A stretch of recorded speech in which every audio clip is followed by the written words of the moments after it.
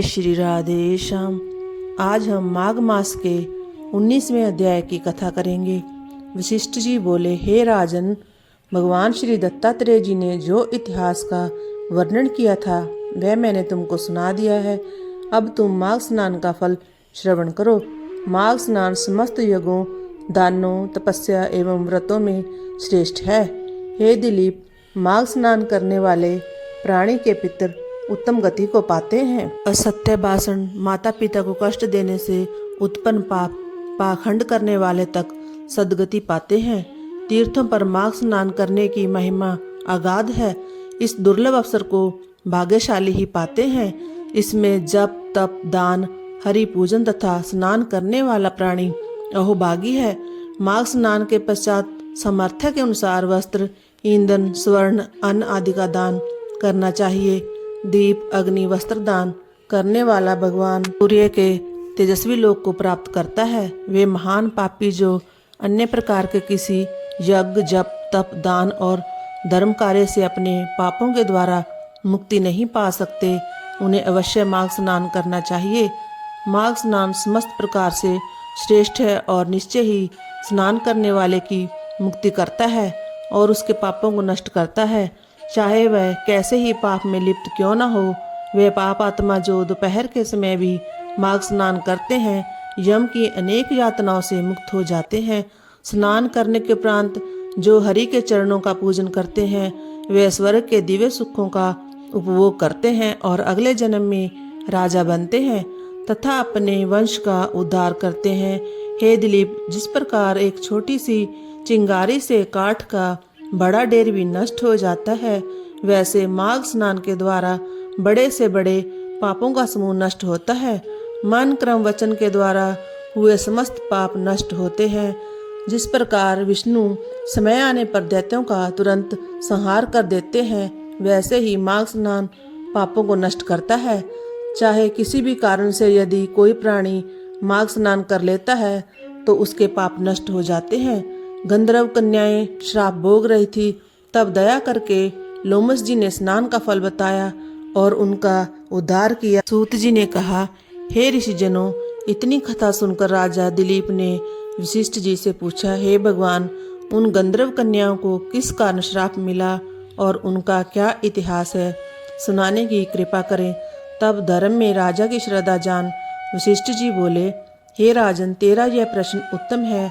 धर्म में जिज्ञासा देखकर मैं तेरे इस प्रश्न पर इतिहास सुनाता हूँ।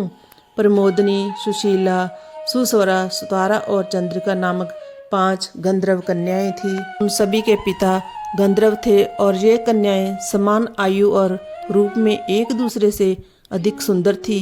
वे नृत्य, संगीत, वाद्य और सभी कलाओं में निपुण थी। उनको देखते ही प्राणी उन पर मोहित हो जाता था। वे हास परिहास में भी पारंगत थी।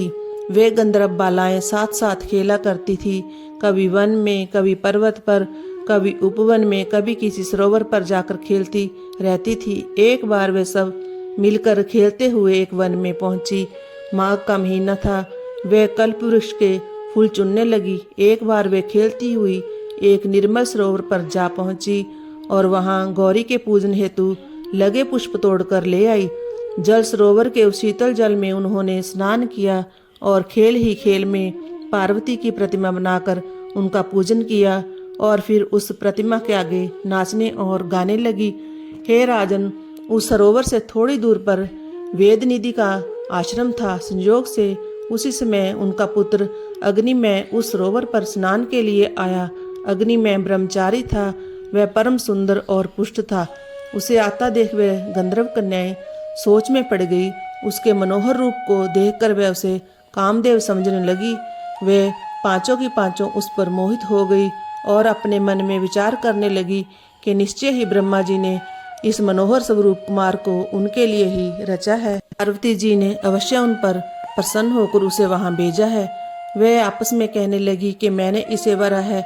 इन कुमारियों की ओर से अज्ञानी व ऋषि कुमार सरोवर में स्नान करने के बाद अपनी पूजा वंदना में लग गया। जब वह समस्त क्रियाओं से निवृत्त हुआ तो उसके कानों में गंधर्व कन्याओं की बातें पड़ी।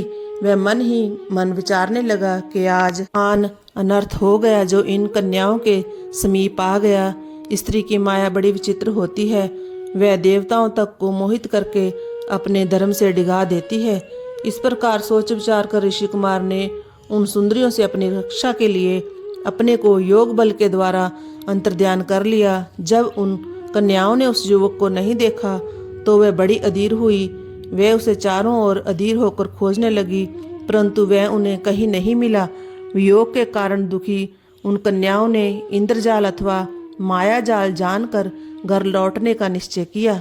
विरह से तृप्त बहुत विलंब करके जब वह अपने घर पहुंची तो उनकी माताओं ने उनसे देर से आने का कारण पूछा और उनके चेहरों पर विषाद चिन्हों को देखकर तरह तरह से प्रश्न पूछने लगी। इस प्रकार कथा का 19वां अध्याय समाप्त हुआ। जय जय श्री राधे श्याम।